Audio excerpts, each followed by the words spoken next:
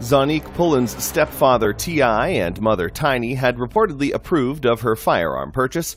Rapper T.I.'s stepdaughter likely won't be grounded for trying to sail through airport security with a pistol. Pullen's, the 20-year-old daughter of Tamika Tiny Harris, was arrested Thursday after officials at Hartsfield-Jackson Atlanta International Airport flagged a .380 Ruger semi-automatic handgun in her purse, but her VH1 reality star parents had endorsed her right to bear arms.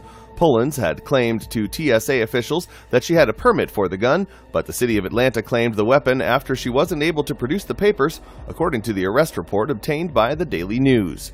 Tiny had the permit in her possession, according to TMZ.